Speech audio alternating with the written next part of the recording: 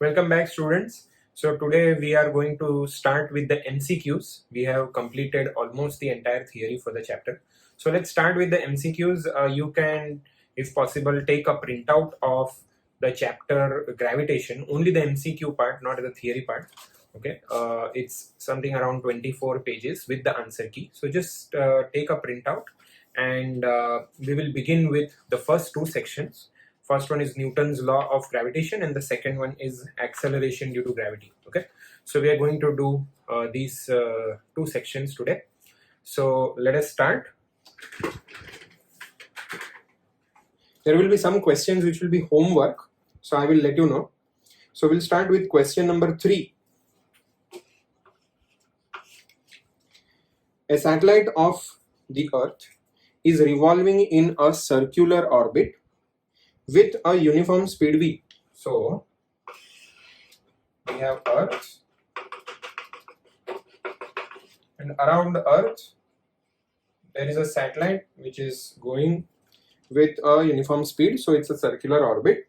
Now if the gravitational force suddenly disappears, then what happens to the satellite? Okay, so here at this position, if I consider the forces acting on the satellite, I can know that the gravitational force is the necessary centripetal force, right? If you remember, in the theory we had discussed this, that whenever a body has to go in a circle, what is the oxygen, what is the necessary required force without which circular motion cannot exist?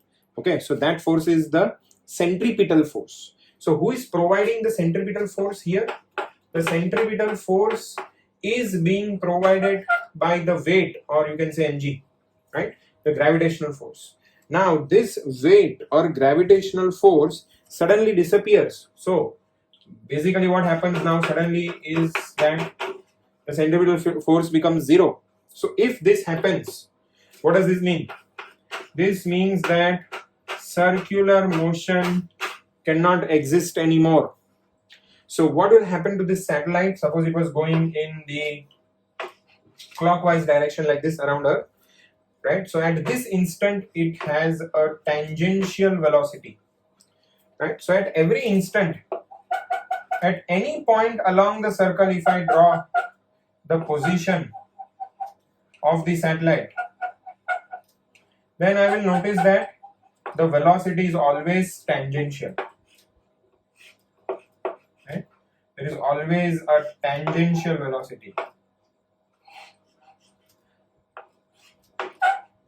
So at any of these instants, if this gravitational force disappears, basically what is going to happen to the satellite is that it will move with a velocity v. The velocity v will remain the same, but it will just fly off tangentially, right? Tangential to the original orbit. That's what will happen because the circular motion will be dead. Okay, so that's the third one. Then the next one I want to discuss with you is question number 9. Okay, so I'll just, you can, if you want, copy this, right? I'll just pause the video and you can copy it down. Number 9. So two particles of equal mass, they go around a circle of radius r under the action of their mutual gravitational attraction. So I have two particles, let's consider them like this. So two particles means I should take them diametrically opposite, okay? Otherwise they cannot have circular motion under the mutual gravitational attraction. So what does that mean? So if this particle is here, particle number 1 let's say, and particle number 2 is diametrically opposite, then as per Newton's law they attract each other, and their attraction will be in this direction along the line joining the two, right? So this line here, or we can call it as the diameter. So this gravitational force will provide the necessary CPF, centripetal force, because circular motion cannot survive without somebody giving centripetal force. So that is why I said if there are two particles, they have to be diametrically opposite, because suppose if I take the first particle here and the second particle, let's say here, let's assume for a few minutes that the second particle is not here and it's here. This is the position of particle number 2.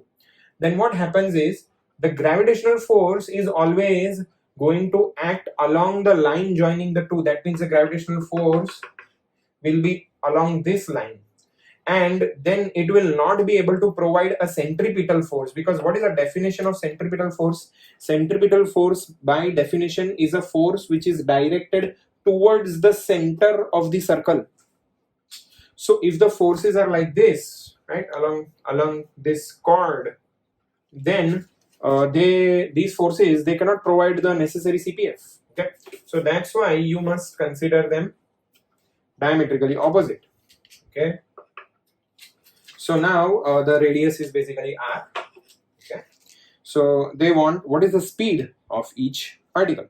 All right, so basically what we have to do is what I told you, is that the CPF is basically provided by the gravitational force due to gravity. Let me just call it as Fg, suppose. So what is the formula for CPF? Okay, centripetal force, by definition the formula for it is mv square divided by r. Okay, so we must have used this in one of the lectures, right, for theory. Centripetal force is given by this formula. We will just take it for granted. Where does this actually come? It comes in a chapter in 12th standard called as rotational motion, rotational and circular motion. These two topics are covered in the 12th standard. Right now we will just borrow this formula from there, right? mv square by r. This actually happens quite often in MCQs of physics, where we have to use information from other chapters to solve MCQs. Anyway, so mv square by r, or because the radius is capital R, let me use that symbol. Okay, so mv square by capital R is the necessary gravitational centripetal force is provided by the gravitational force. So the gravitational force is G. M1, M2. Now, if you read the question again, the two masses were equal. So M1 and M2 are equal. So it's just going to be M into M divided by the square of the distance between them. So what is the distance between them? If the radius is R, the distance between them is 2r. So I have 2r squared will give me 4r squared. So let's just cancel off the terms, whichever are possible. So small m can go, capital R can go. So we will be left with v square is gm by 4r. Okay, g small m by 4r. So basically v, therefore, because that's what they are asking us, is to find out the speed. It's going to be, if you take the square root of 4, then we can pull out 2 out of the root sign and then say square root of gm by r. So this matches with option C. Okay, so again you can pause the video here and copy it down. Number 10, the Earth mass is given 6 × 10⁻²⁴. Okay,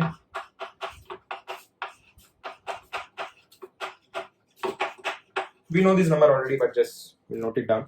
It revolves around the sun with an angular velocity. Okay, so what is this term? Let's understand.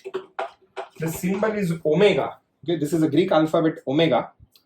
It's written almost like W, but with the curve, not a sharp W. So omega is 2 into 10⁻⁻⁷ radian per second. Okay, so please let's spend a few minutes here and understand what is this term. So again, this is a concept which is borrowed from the 12th standard, so we need to use it. So angular velocity is also called as, you can say, angular speed, right? So it is for circular motion. Whenever a body goes along a circle, you can consider any body going along a circle, right? Let's say, for example, a fan. Then can we say that the fan has some speed, right? You can turn the knob of the regulator and consider that the speed of the fan will change. So when I say the speed of the fan changes, is the fan really going anywhere? So the answer is no. The fan is in the same position. What is happening is the speed of rotation, not of linear motion. The speed of rotation of the blades of the fan is changing. So that is what is called as angular velocity or angular speed. It's speed along an angle, because if I consider, let's say, the blade of a fan, say this is the blade of a fan, okay, and you have your, I'm just drawing one blade. There will be, usually there are at least 3 blades. So let's just consider this one blade. So what is happening to this one blade? After some time, it will be here, right? I'll just draw the dotted position. After some time, it will be at some other position. So I'm just drawing 4 different positions for this fan. So can I say what this fan, the blade of the fan is doing is, its angle is changing. It's changing its angle. So it's angle divided by time, not meter per second. It's not distance upon time. The unit for omega is angle upon time. So what is the unit for angle? There are 2 units which are used in common. So you must have studied in school SI and CGS, right? So SI unit we use radian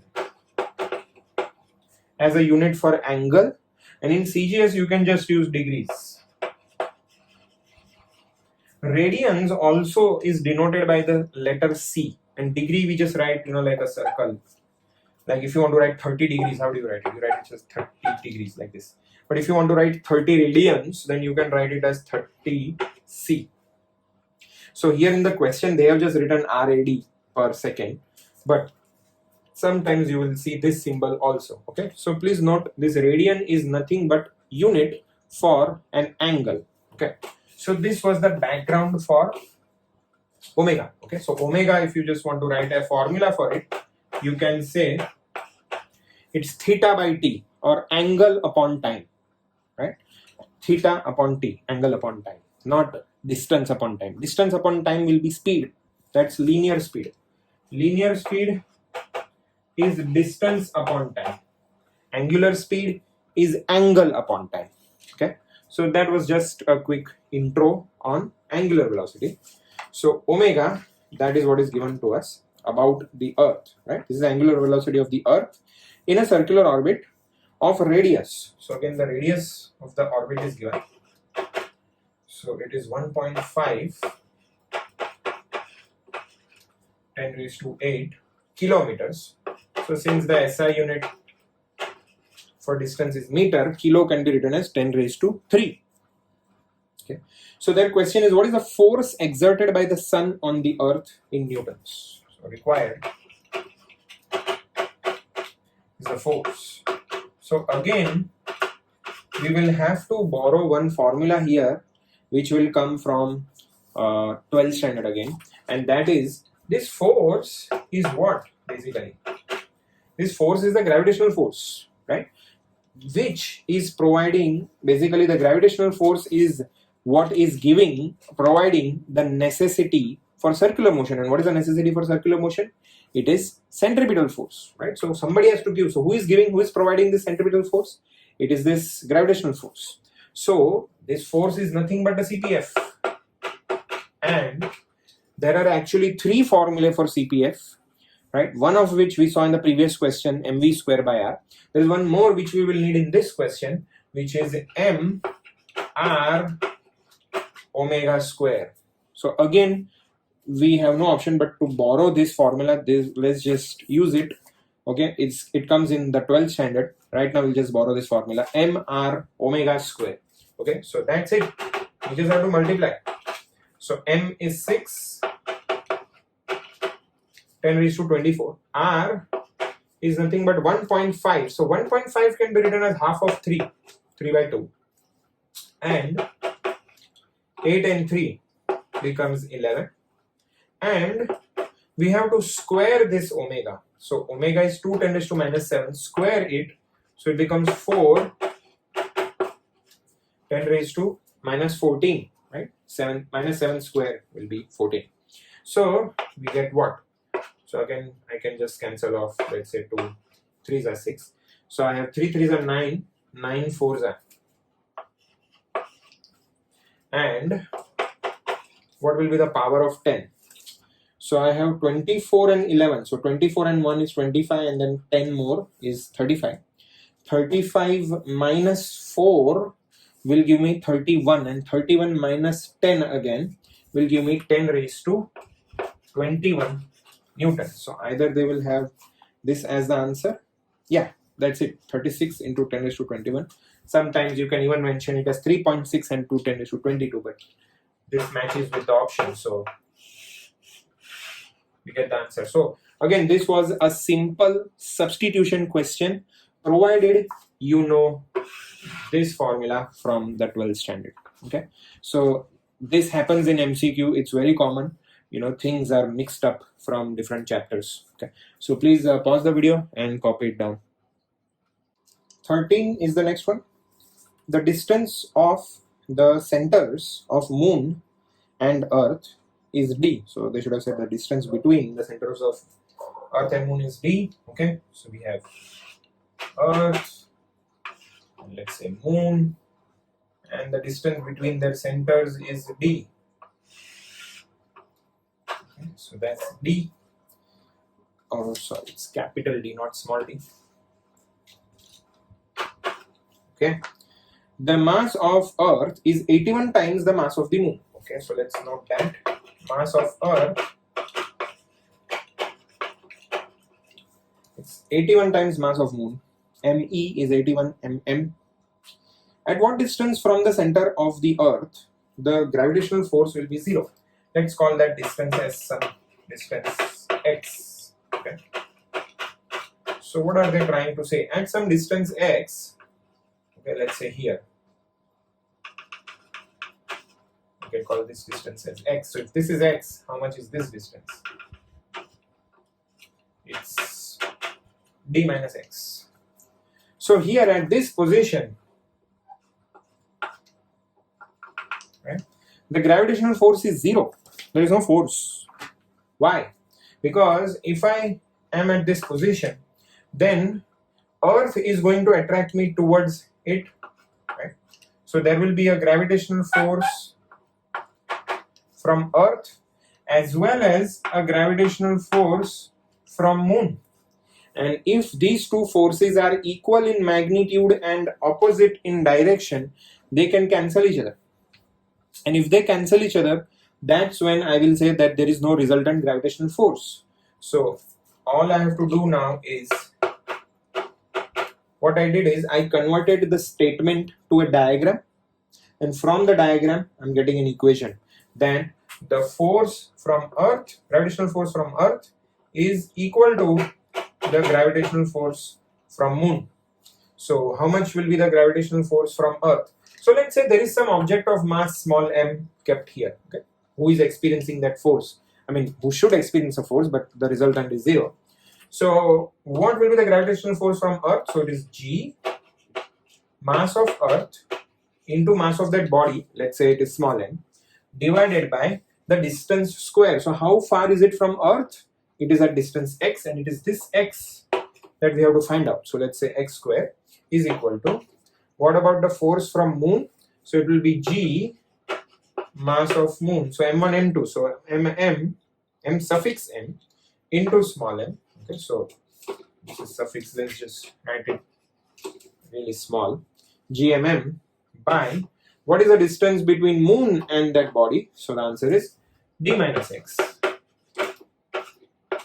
the whole square. So again we can cancel off small m, we can cancel off g, and we can even substitute me is 81 mm. So I will get 81 mm x square is equal to mm mass of the moon d minus x. So now I can cancel off this mass of the moon, and I have 81 x square and d minus x square. So it's very clear 81 is the square of 9. So let's just take square root. So if I take square root on both the sides, I'm going to get 9. Square root of 81 is 9. Square root of x square is x. Square root of 1 is 1. And square root of d minus x the whole square is d minus x. So cross multiply, I will get 9 times d minus x is equal to x. Open the brackets. 9d minus 9x is equal to x. Take the 9x on the other side and getting 9d. 9x plus x will become 10x, or in other words, either you can say 9 by 10d or you can say 0.9d. So that matches with option D. Okay. So please copy it down. Next one is 15. The mass of the moon is, so we'll say m suffix m.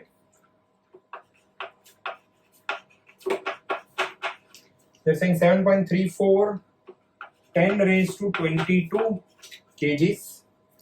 Radius is, so the radius of the moon is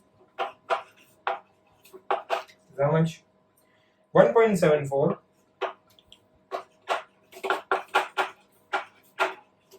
10 raised to 6 meters. What is the value of gravitation force, or they should say gravitational force? So what do you mean by gravitational force on any planet? I mean, in this case the planet is moon. Gravitational force basically means W. So what would be W? It will be m into g, but the g here will be g on the moon, not on earth. So I will get, what can I say about small g on the surface of moon? It is capital G m, which is of the planet here, which in this case is moon, divided by radius of the planet square, so that is Rm square. So this will give me the answer, right? This will be the gravitational force W, the weight you can say. But look at the units.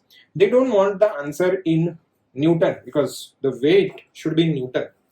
They don't want it in Newton. They want it in Newton per kg. That means what they want us to do is not find out exactly gravitational force, but what is really needed is force per unit mass per kg for 1 kilo, right? So you can just say W by m, or if you want you can just say m is 1 kilo. So what remains is basically acceleration due to gravity on moon, which is g m by Rm square. So that's it. We just have to plug in the numbers and get the answer. So what is the value of capital G? It is a constant. We should know it is 6.673 10 raised to minus 11. Mass of moon is given to us 7.34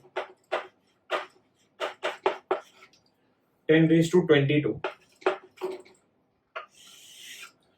Rm square, so square this number. So I have 1.74 2 times, and 10 raised to 6 becomes 12.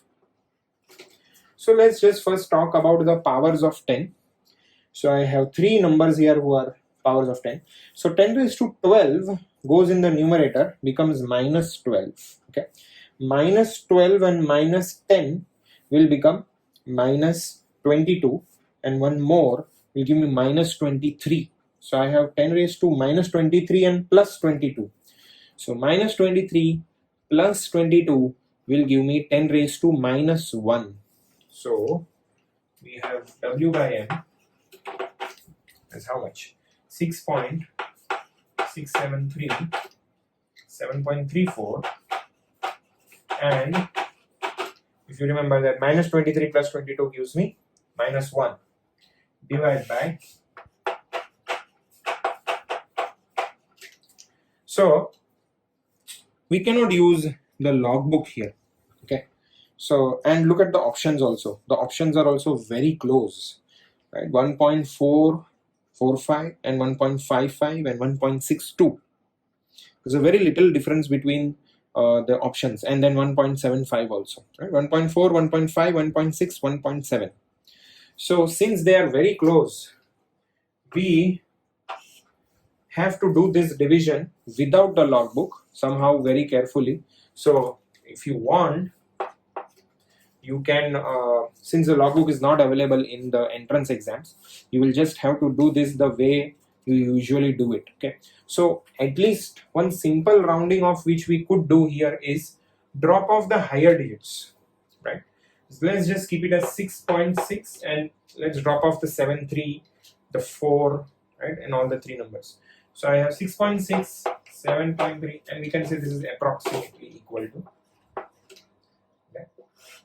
And then we have 1.7 square.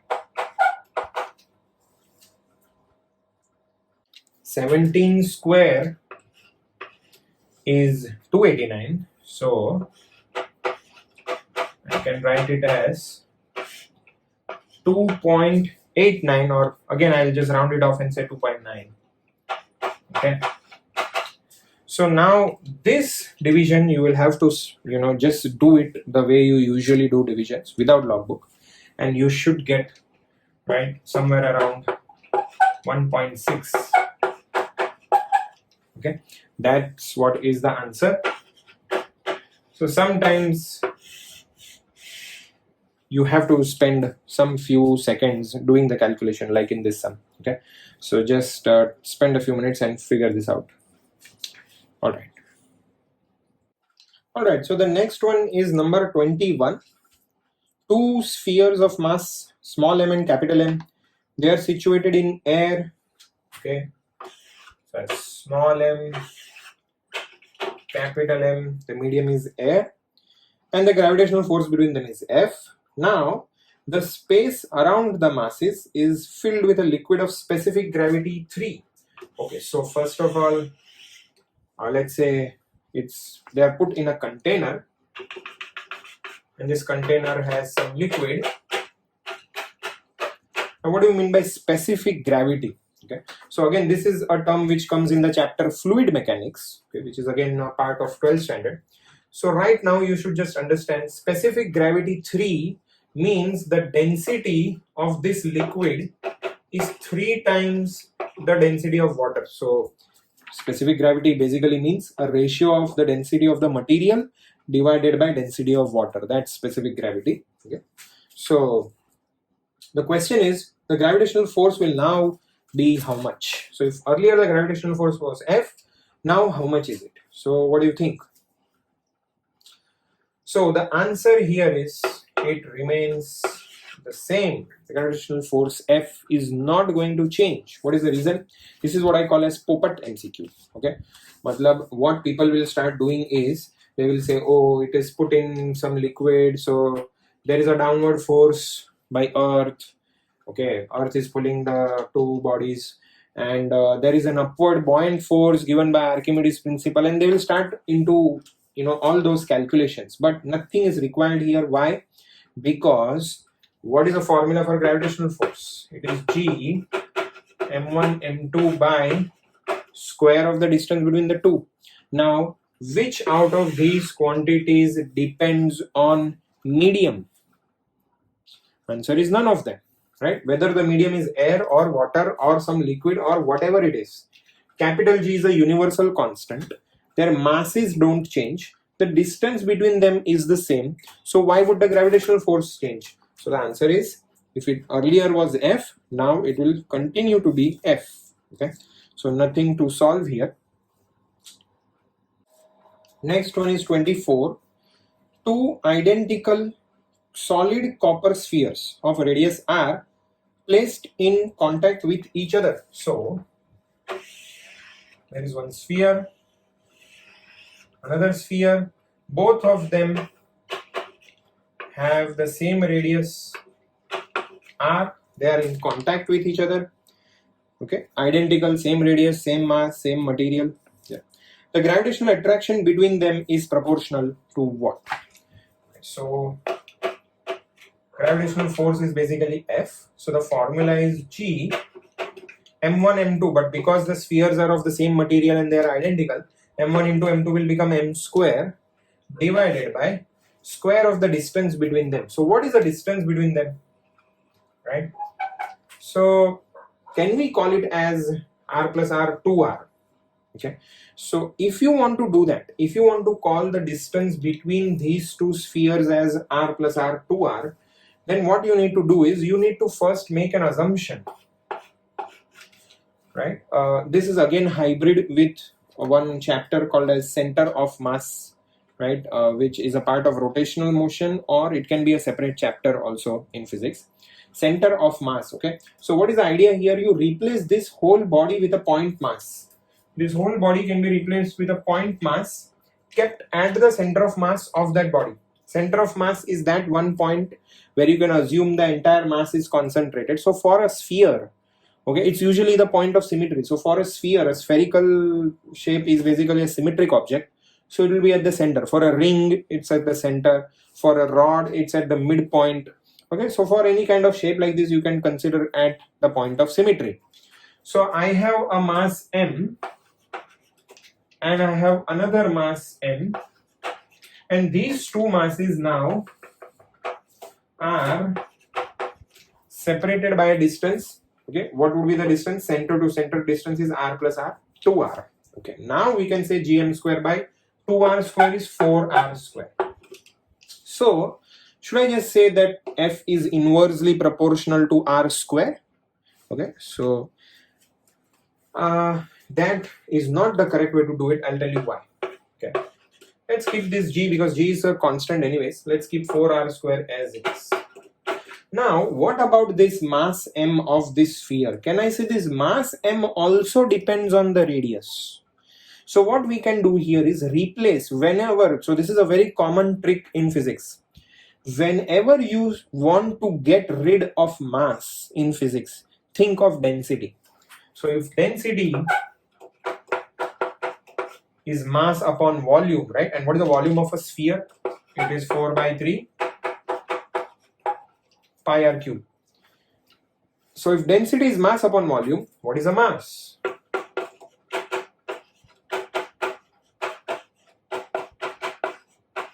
It's density into volume. So put this value of mass here. So I have m square. Okay, so I'm going to square this whole thing. So I'm going to get rho square 16 by 9 pi square r raised to 6. Okay, so this information is substituted here. So what do we get? I have g rho square 16 and 4 can get cancelled off, and we can say 4 by 9. Okay, so 4 4s are 16. 4 by 9 g rho square pi square. All these terms are constants. R raised to 6 by r square will actually give me r raised to 4.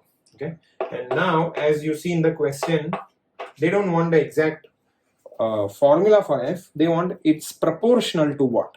So let us replace equal to sign with proportional sign and remove all those things which are constants. So 4, 9, g, rho, pi, these are all constants. I can say proportional to r raised to 4. The options here, they have not printed it properly because all of them are r. Okay, so the answer should be r raised to 4.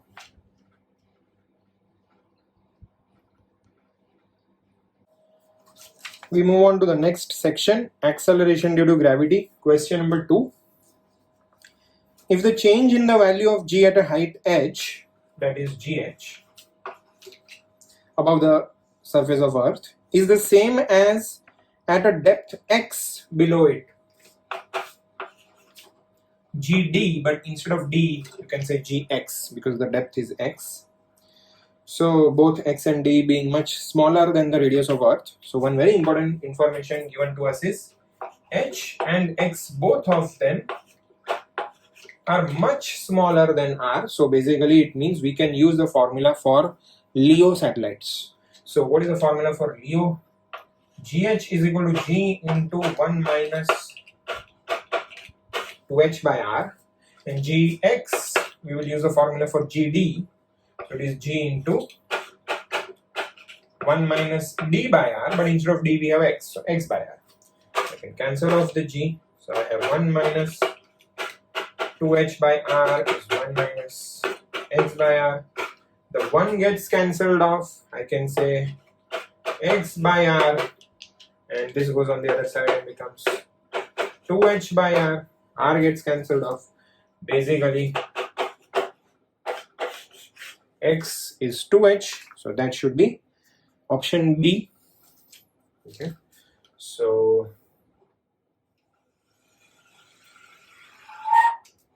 the next one now is question number 4. Two planets have the same average density. So density for both the planets is the same, constant, but their radii are r1 and r2. Okay, fine. So if the acceleration due to gravity on these planets be g1, g2, then what can you say about g? So you can now understand it's a simple ratio question. So what is our formula for small g? It is g m by r square, but no information about mass is given to us, but a very clear hint is given by mentioning density. So all I have to do is replace mass with density into volume. So I will have rho into 4 by 3 pi r cube, volume of a sphere. Okay, so this r square and r cube gets cancelled off, so that I have r in the numerator, and the final formula becomes small g is equal to 4 by 3 pi rho g, all of these are constants, into r, and r is a variable. So because it's a ratio question, I will replace the equal to sign with a proportional sign, and whatever is a constant, that means everything inside this bracket, I can remove it and say g is proportional to r. So it's very simple now. 1 by 2 on the LHS as well as the RHS. So g1 by g2 should be r1 by r2, so that is option A. Okay, so please copy it down. Number 7. When a body is taken from the equator to the poles, what happens to its weight? So we know the shape of the earth is not exactly spherical. It is slightly, you can say, flattened at the poles and bulging at the equator. So what can you say about small g being gm by r square? So the value of r is more at the equator, so the value of g at the equator and g at the poles, if I do a comparison, since g is inversely proportional to r square, wherever r is more, that's at the equator, the g will be less. So at the poles it's going to be more compared to the equator. Okay, there is no formula for it, but we can just at least do a comparison. So their question is, what happens to the weight if it is taken from equator to pole? So if the body is taken from equator to pole, right, as I'm going from equator to pole, the weight is going to increase. So that is B. Okay, and question number 8. So there is a body of mass m, it is taken to the bottom of a deep mine. So what happens to its mass or its weight? Okay, so its mass increases, its mass decreases. What do you think? So again, you know, mass doesn't change. In the theory lecture also I give you a comparison that if there is a person whose mass is, let's say, 80 kilos, then this person, no matter which planet he goes to, wherever he goes, right, his weight will change, but his mass is not going to change unless he does some exercise and loses some weight, some mass. Okay, so I can say the mass will neither increase nor decrease, but what happens to the weight, right? So since the weight is m times d, in this case, because we are going deep within a mine, it's m times gd. So the weight is going to be proportional to gd. So in one of the lectures we talked about the variation of small g with distance from the center of Earth. So the graph was like this: initially linear, then a straight line decrease, and then after that it's a curve. So as I go below the surface of Earth, this is at the surface of Earth, capital R. Below the surface of Earth, the value of small g is going to decrease. So what will happen to the weight? The weight will also decrease. So the answer should be D. Alright, so the next one is number 9. And number 9 is very similar to there were two questions which we did in the theory lecture. So a body weighs 700 gram weight on the surface of Earth. So basically its mass is given. 700 grams basically means 0.7 kg, because kg is the SI unit of mass. How much will it weigh on the surface of a planet whose mass is, so mass of the planet is 1/7, okay, and radius is, so radius of the planet is half that of Earth. That means the mass is 1/7 of Earth and the radius is half the radius of Earth, and we want to find out the weight on this planet. So weight on the planet. So again it's very simple. It's m into g on the planet. So if you want g on the planet, you will say g m by r square. Okay, so let us substitute the value of mp, which is me by 7 divided by rp square. So if I square rp square is going to be re square divided by, which goes in the numerator and becomes 4. So I am left with 4/7 m. Now think about this term, gm by r square. Gme by re square is basically g on the surface of Earth. So if I want the answer in newtons, all I need to substitute is small m as 0.7 and ge as 9.8, or if you want you can round it off to 10. But if you look at the options, they want the answer in gram weight, right? Kg weight or gram weight. So basically what it means is, again, I don't want to keep ge here, remove it, just divide it by w, right? Wp by ge. So I'll get 4/7 into small m is again 0.7. So I can say this is 0.1 or this is 0.4 kg weight, which will be nothing but 400 gram weight. Okay, so 400 gram weight is nothing but option B. The next one is number 10.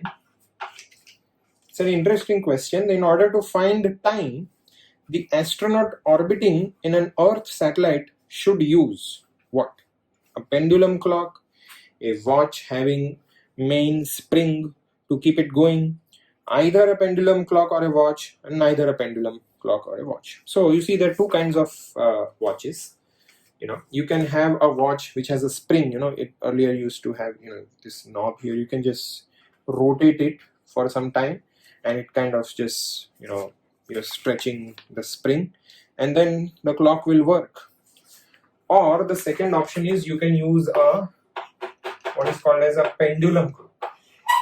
Pendulum means there is a string or a rod to which a mass is attached, and this thing keeps on swinging back and forth, and because of the swinging motion it will move some of the gears within the clock, and accordingly the clock will show some time.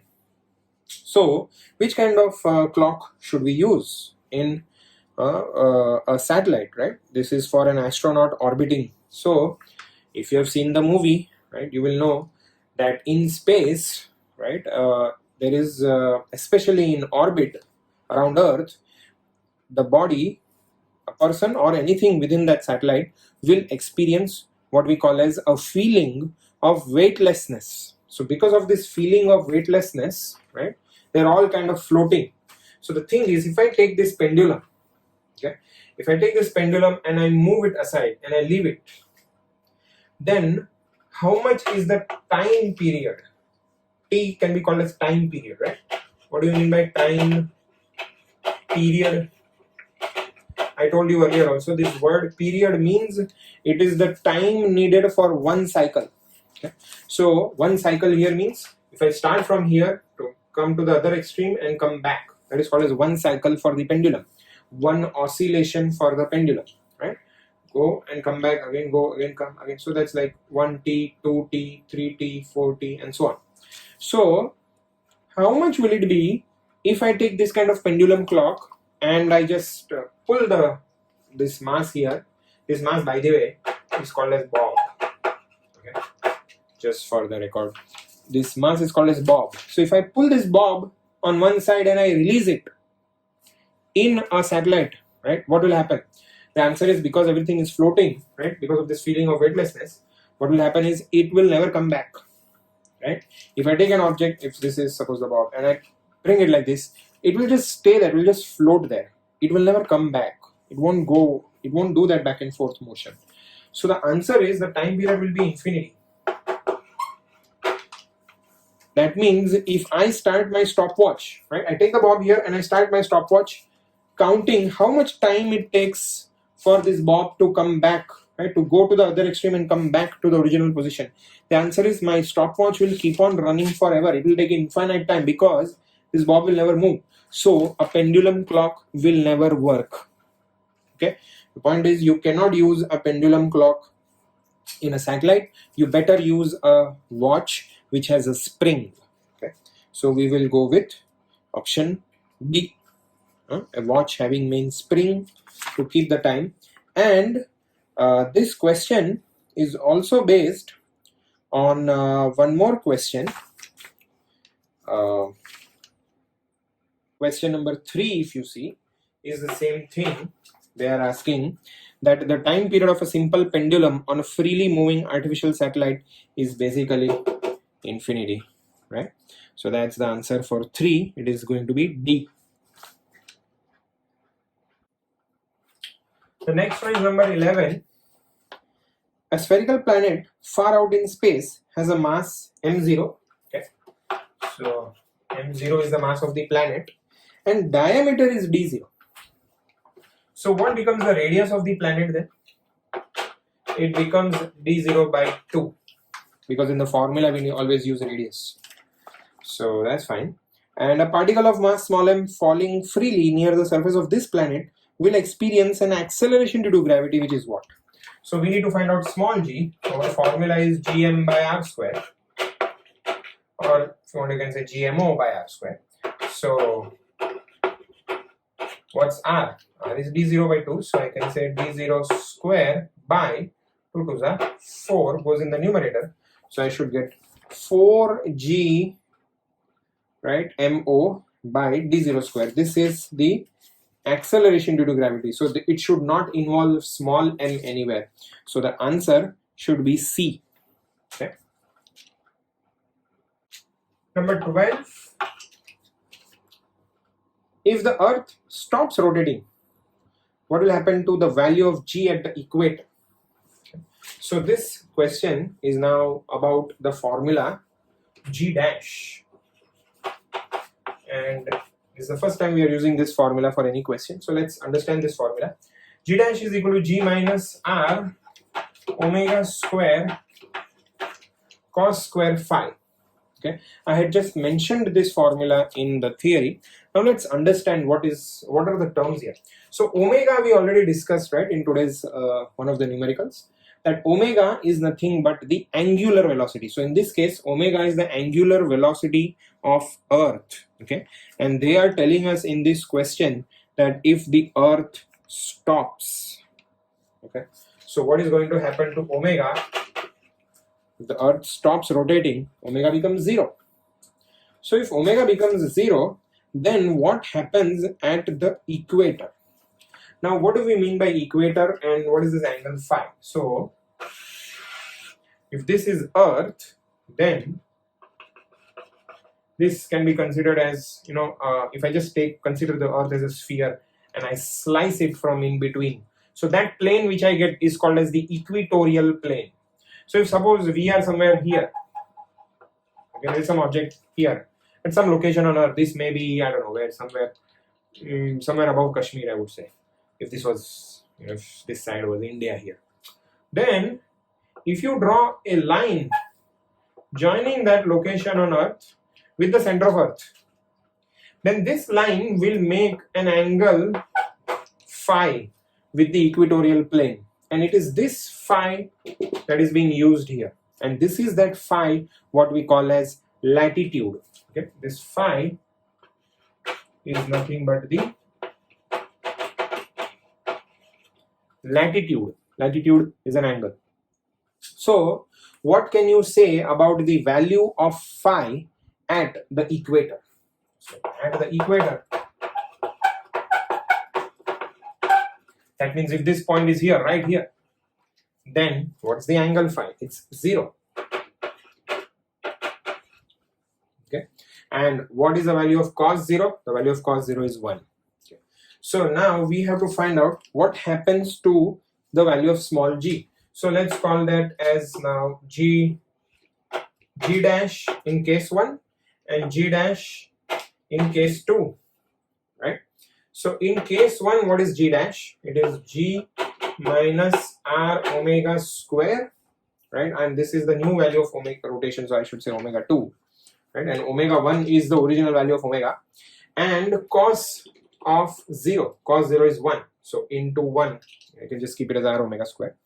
And now what happens in the new case, when the Earth stops rotating, I get g minus r into 0, basically turns out to be g. So think about it. Earlier when the Earth was rotating, I had g minus something. G minus something means the value is less than g, right? This g1 is less than g, and g2 dash is equal to g. So what has happened to the value of small g? It has increased because I am no longer subtracting anything, right? So the answer should be increase, that is A. Next one is number 16. The radius of the Earth is 6,400, we know that.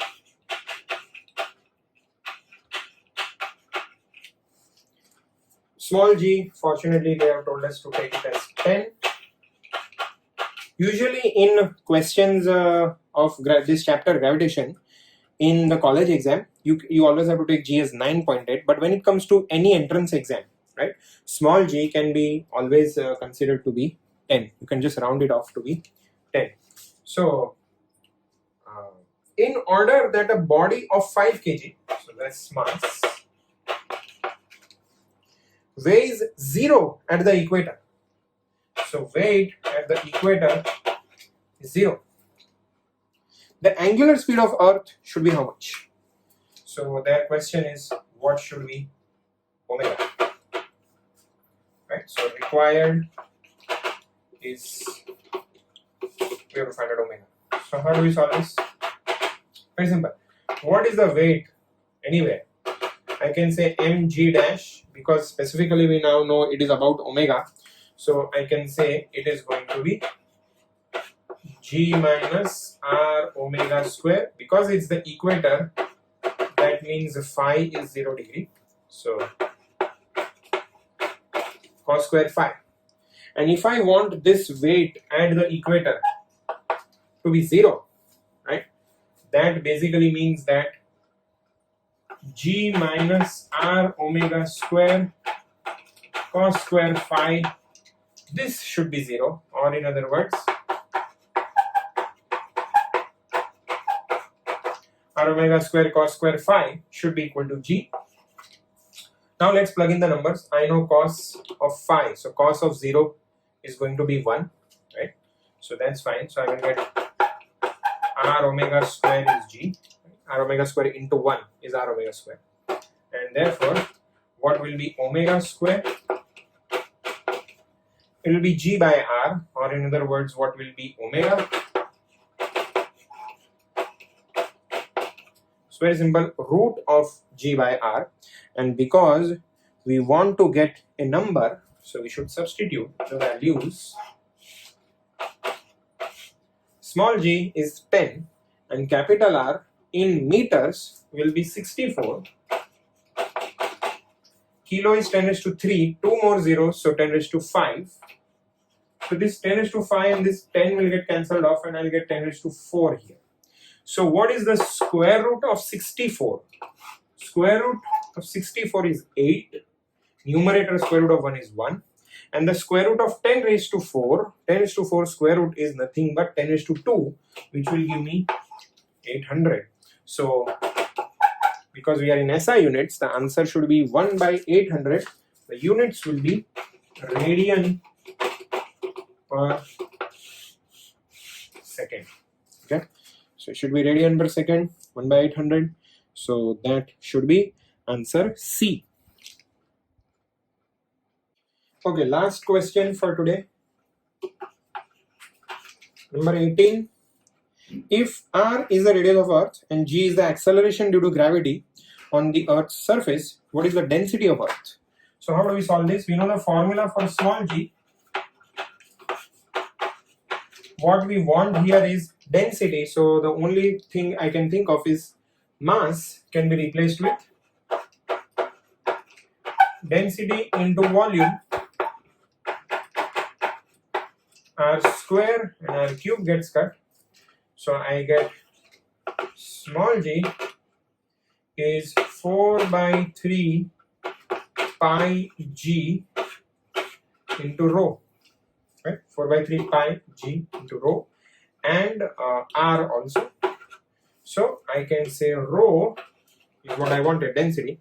3 goes up and everything else goes down. So 3g by 4 pi g r. So this should be the answer. Very simple. So 3 times small g divided by 4 pi gr or rg. This is option C. Okay. So that's all for today. You can please note down the homework questions. Okay. So please do these MCQs for homework. Most of them, several of them are actually theory questions. So it should be very easy for you to solve. So I'm just writing the question numbers. Please do this for homework. Question number 1, 2, 4, 5, 6, 7, 8. Okay. Then on this page, number 16. Whatever is remaining in between, I will do it with you later on. 19 and 20.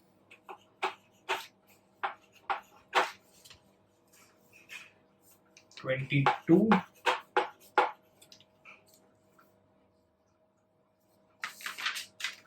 Then the next section you can do 13. So this is the first section.